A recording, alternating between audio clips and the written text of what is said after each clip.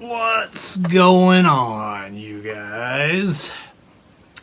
Oh man, check this silliness out right here. It is a 1990, oh my gosh, I've forgotten, 5 Gibson Studio. Oops, sorry about that. Sorry about that right there. My bad. It's had a few custom things done. Got some sweet DiMarzios in it, and that's not really that normal for me. Oh gosh, DiMarzio, I'll have to get back to you on that. I actually have to ask my buddy Donnie what those are.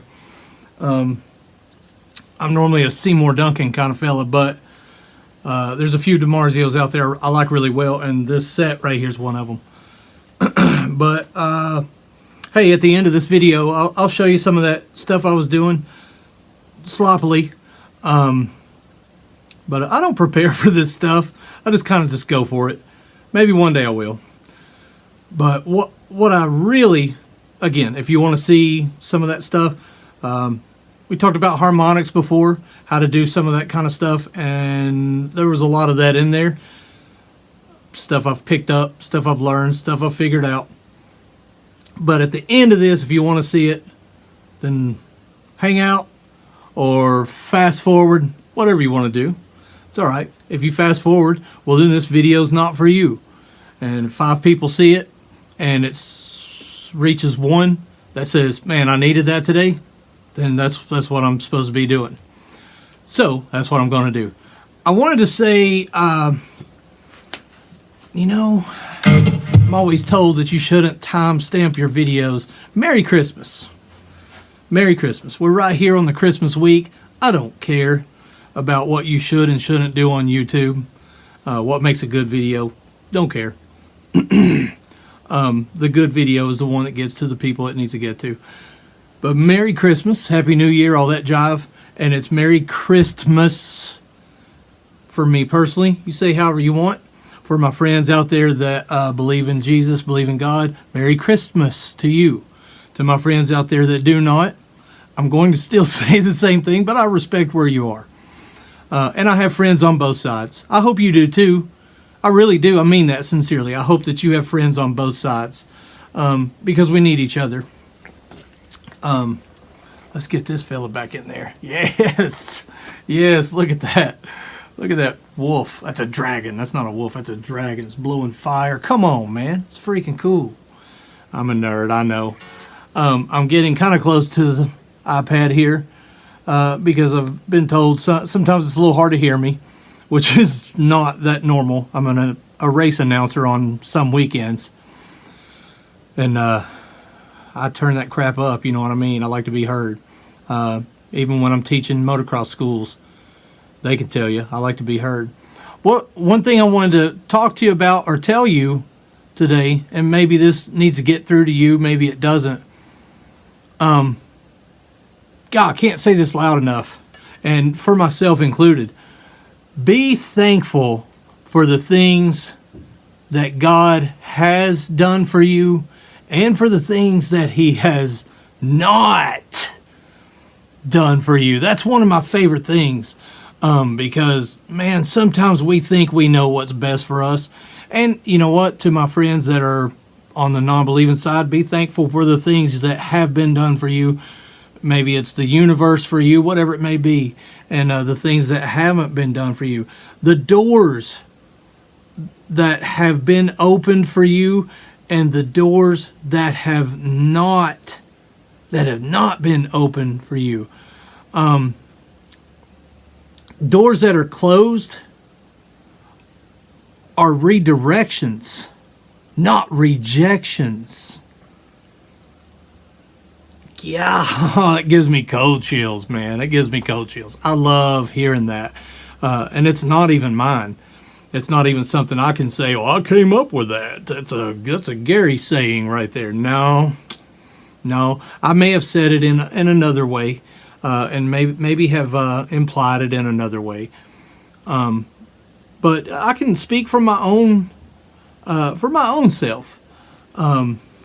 Way back in the day when I was playing in, I'm still playing in a rock band now.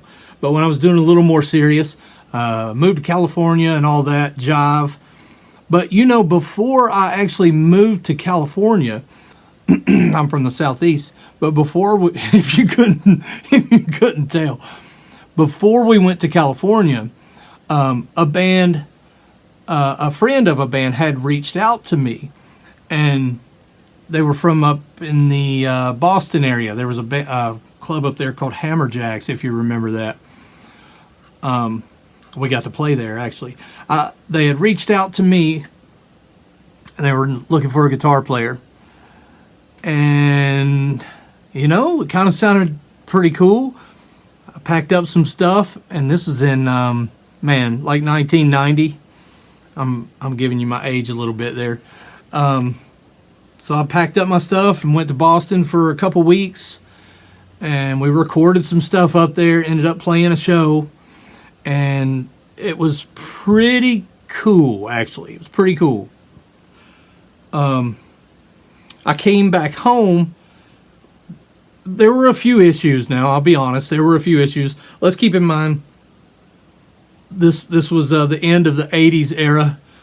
And there were some things that I was kind of, iffy about, but thought, well, maybe I can positively influence some folks and get things going in a straight line. Let's just leave it at that. Great guys. But anyways, so I came back home. Well, as it had turned out, when I got back home, the bass player actually got in touch with me, came over while I'm packing stuff up, and said, hey, we kind of have a deal with Capitol Records. Catch is we have to go out to L.A. To pursue it, to play live, to record, etc. So if you want to hear more of that story, man, I'd love to share it. I'm cool with that. It's a fun story for me. But the condensed version is, and this is where I'm going with this, is my thoughts were, well, I can go to Baltimore and play with this band that's already got a thing going. They already kind of had some record people reaching out to them. And please do not judge my guitar playing right now on what it was back then. I may even be able to get some links to some old stuff. I was a way better guitar player. Not a great guitar player, but better. But I ended up not going to Boston because my thoughts were, okay, well, I can go up there and play their music with some of my influence, and I'm certain we would have written, quite a bit of new stuff. We kind of actually did while I was up there. Or I can go to California and play. We had a ton of songs written, and play songs that are mine, that I've already got a pretty vested interest in, and not have to wait to get my stuff out there. And the stuff I had written with this band, in my opinion, was pretty darn good. Pretty good stuff. Melodic, kind of, if you will, Skid Row-ish top thing. We had a fantastic, the whole band was just freaking phenomenal. The singer was out of this world, just freaking unbelievably good. Bass player, spot on, everything you would ask for in a bass player, and the drummer was just a madman, and just a great show, great musicianship, and we worked well together. So I said all that to say this. So I ended up going to California and ran into some of the same problems there at some point. But I think about, or have thought about, I don't think about it a whole lot now. What has happened has happened. I've said before in another video, don't let your past control your direction, you know, or hold you back, stop you from progressing forward. Because if you spend so much time thinking about that, you're not able to focus on what's in front of you, what's ahead of you. And that's good, bad, ugly, not ugly, whatever it may be. Whatever happened, happened. Reconcile whatever you need to reconcile with whoever you need to, and then go on, man. You got to stay the path. But I've thought many times, and I've known the outcome of that Baltimore situation, you know, wasn't that great. So from time to time, I think about that door, you know, not opening for me. It did open, but I chose a different door, I guess. And that's a very small example of things that I can just kind of put out there right at this moment. Nothing's really coming to mind about any direct situations because it's not about me. It's about whoever you are that needs to hear this. So sometimes we get caught up, man, in, you know, golly, I didn't get that promotion, or I didn't get to whatever it may. I didn't get that car, or I didn't. Gosh, it could be anything. You know, and then come to find out, the person that got the promotion ended up hating their job and hating their life, and maybe it caused a bunch of trouble. And you can kind of go, man, I'm kind of glad that didn't happen to me.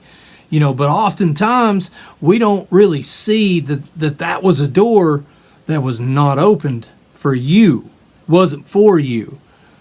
So you look at it as a missed opportunity, you know, just naturally, just kind of how it is. I do it too, but sometimes sometimes you have to just kind of look at stuff and go, man, maybe that just wasn't for me. Maybe that wasn't my thing. It wasn't my direction, if you will. And speaking of directions, sometimes I force myself to just pick a direction, and the direction in which you travel is irrelevant, or the speed in which you travel that direction is irrelevant if it's the wrong direction. So keep that in mind. Don't just point and click. And you know, a lot of times you got to think about things and make a plan, make a goal. Golly, I'm getting into a whole bunch of other things that I really want to talk about.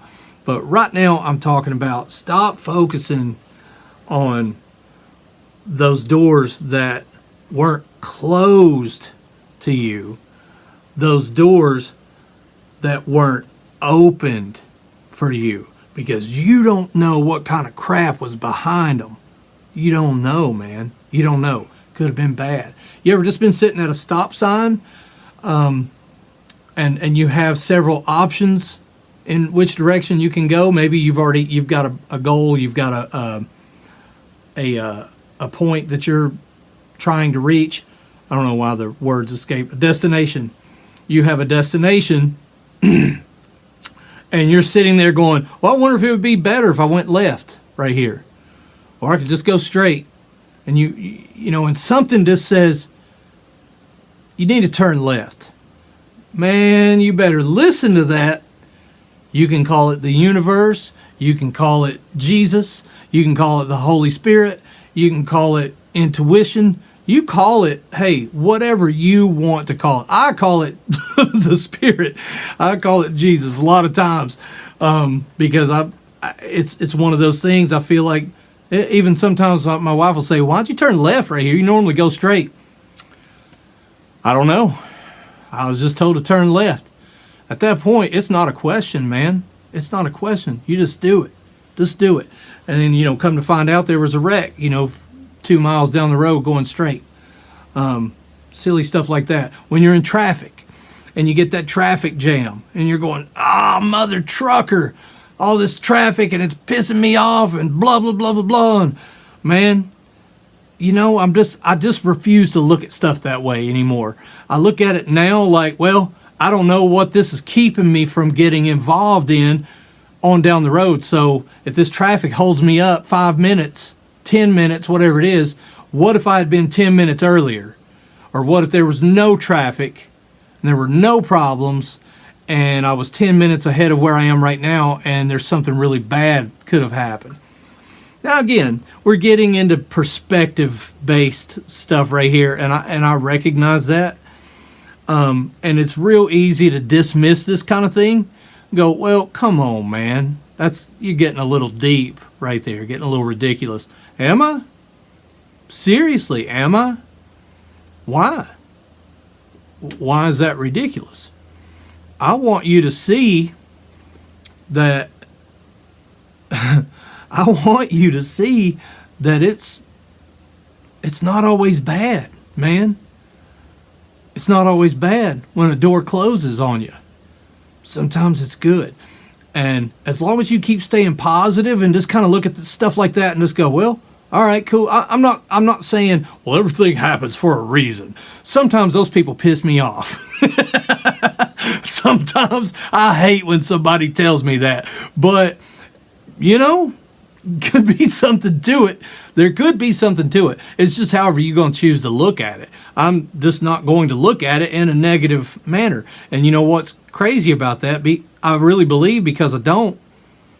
Stuff kind of pretty much always works out. I'm not saying I don't have effed up stuff in my life happen. Matter of fact, I can give you a list right now. I can absolutely give you a list right now of stuff that's going on right now. A lot of people would go, God dang, man, that's some bad luck. But you know what? It's not that bad. We're going to get through it, and we've got the ability to handle it. It's all good, man. It's all good. And the end result is the reward at the end after we get through the high water.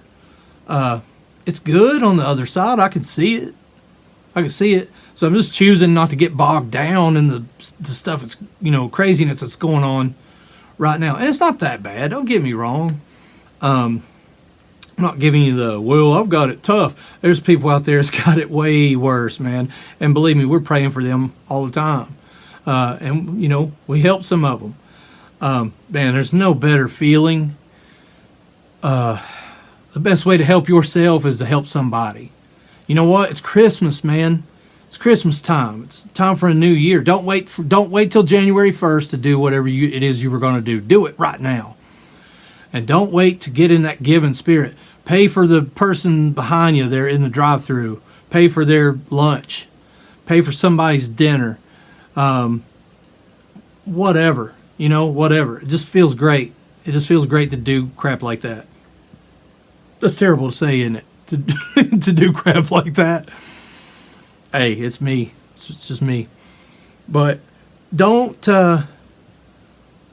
get caught up in the doors that didn't open for you. Don't get caught up in that, man.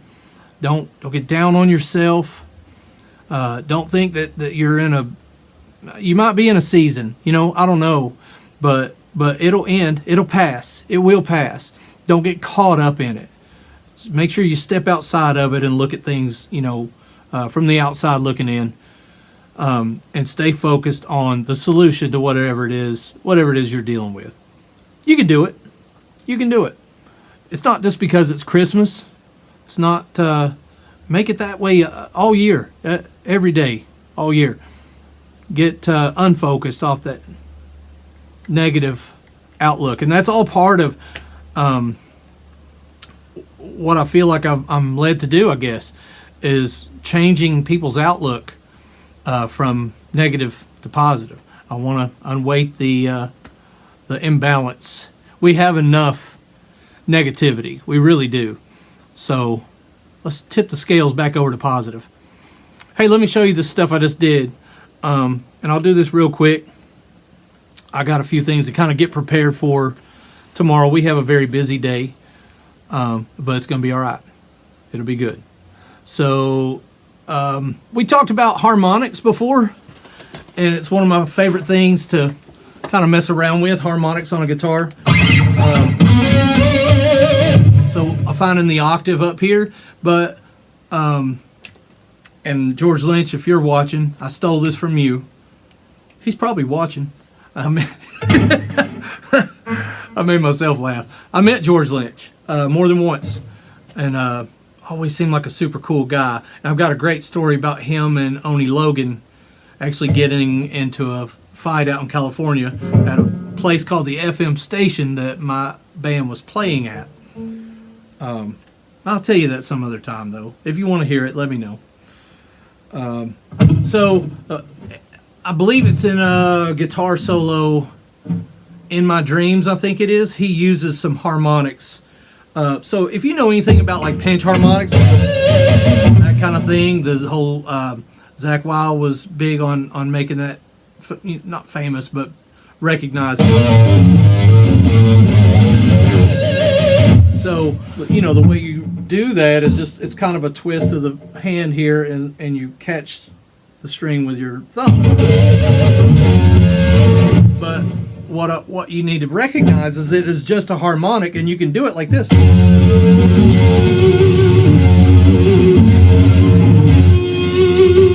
you hear it in there. So really, it's finding those places, and depending on what sound you're looking for. But what George does, I think it's in the In My Dreams guitar solo. Now I played it in a different key, just in that little opening thing. But so he starts off with this bend, and then right here, let me do it in the right key. So it's actually right here.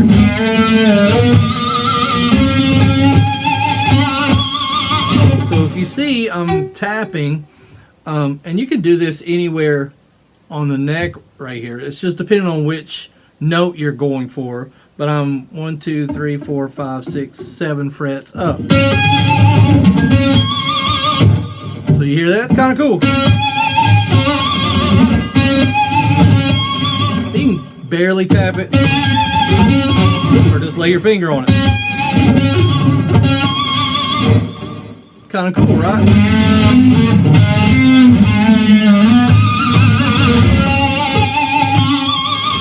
And then he does this.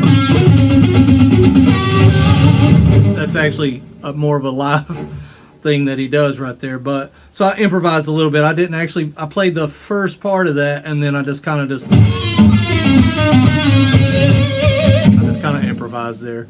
But I just thought that was cool. I wanted to share that with you.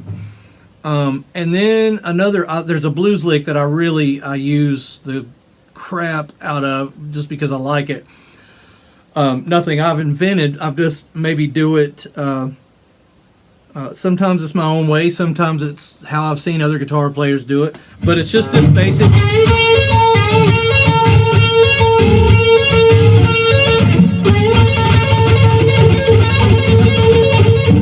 And then you add in this bottom string on top of that.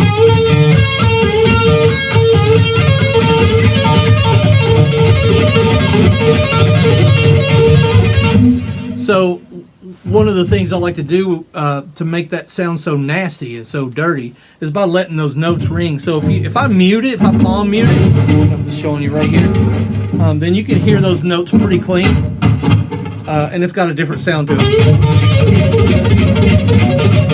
See, I'm not picking all of them, but it kind of sounds like I am. But I'm just palm muting.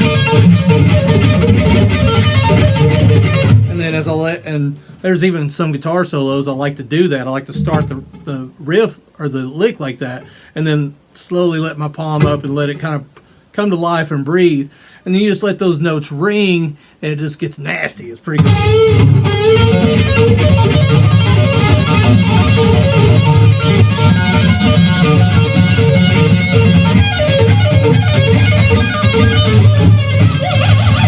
But you're kind of almost getting into guitar solo for Freebird right there.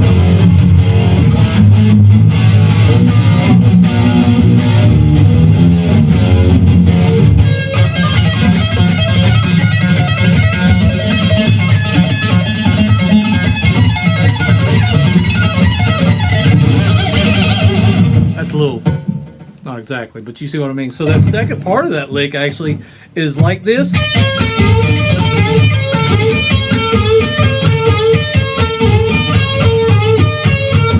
But you're just holding, it's just these two frets right here.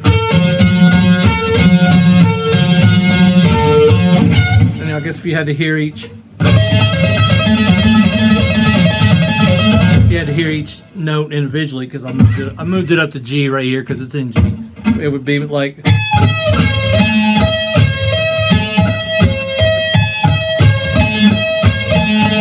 depending on how you pick that and how fast you get your finger back down there. So like that, you can hear it going.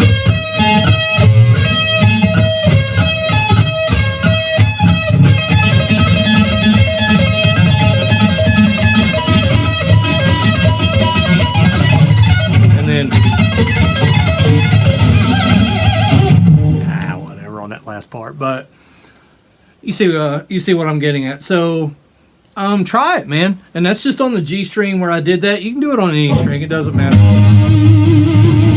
See, kind of cool.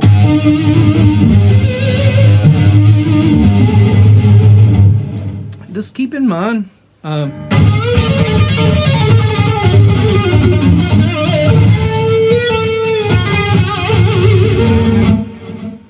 oh, sorry.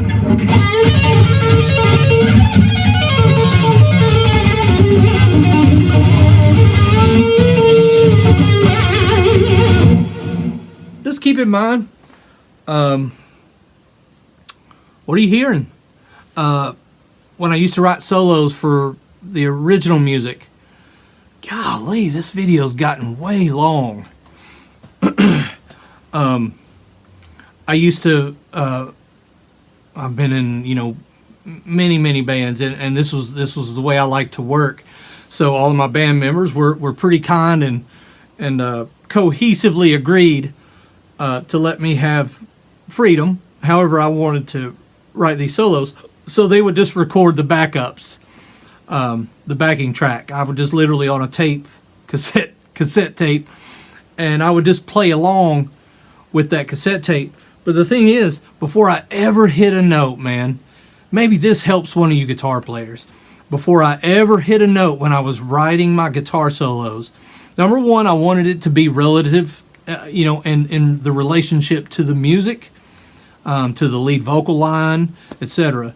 Number two, what was I hearing? And that was always one of the best ways for me to pick out guitar solos.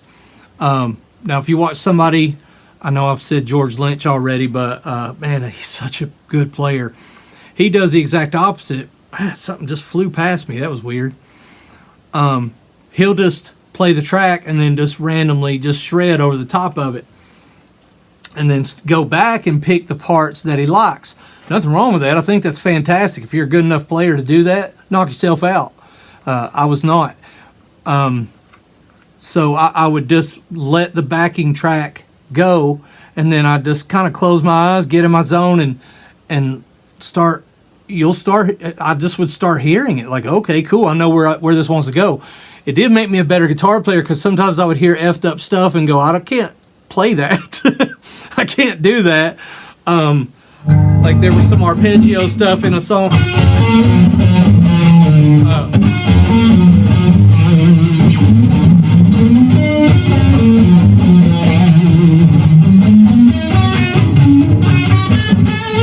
Anyways, I don't think that was even close to what I was doing. But I didn't know what that stuff was. I could just hear it. So it's kind of cool. And then I'd listen to the other bandmates. What do you hear right here? Blah, blah, blah. Well, anyways, that's how I would get solos written. And it was kind of a unique and fun way to do it, I thought. I don't know if it was unique or not, but it worked for me. Point is, get you some scales, learn some scales, but you don't have to stay in them. They don't have to sound like scales. What do you hear, man? What do you feel? That guitar will help relay what you feel. It really will. And now, at this point in my life, when we're playing live, I have moments where I know I can just close my eyes, man, and just play, and it just happens. It just happens. Like me and this guitar become one, and those notes are just there. I may not hit them 100% of the time, but if I don't, I can get up to them pretty quickly and pretty easily, because I know where I'm going. I know what I'm reaching for, and I know if I hit this note, it's gonna make that sound. That's in here for me. So the scales are just for improvising, so that you can improvise correctly. But don't get stuck in them. Don't get stuck in them. If it sounds good to your ear, then freaking go with it. And if it don't sound good to somebody else, they'll tell you. They'll tell you, and then you just make your corrections. Okay, well, it's not in key or whatever. But anyways, hope you dug that. I enjoyed actually making this one. So, like I said, I got stuff to do. Got to get prepared for tomorrow. And this is Motivation Monday, man. It's coming out. We got to send it out tomorrow. Motivation Monday. Again, hope everyone has a Merry Christmas. Don't ever hesitate to reach out. And listen, you're not alone, okay? You're not alone. Sometimes we think we're alone. You're not. You're not. If you look down, there's more than one footprint with you. A lot of times just being alone doesn't mean necessarily that you're alone. It just means that you're carving your own path. Right? There's trail makers and there's trail takers. Sometimes you're a little bit of both, but it's okay to walk alone. Don't worry. People will catch up to you. They'll help you. Don't hesitate to reach out. Reach out to me if you want. I don't care. It's fine. I'm good. That's what I'm put here for. Reach out to somebody. If you feel like you're alone, reach out to somebody. Somebody will be there for you. All right. Peace.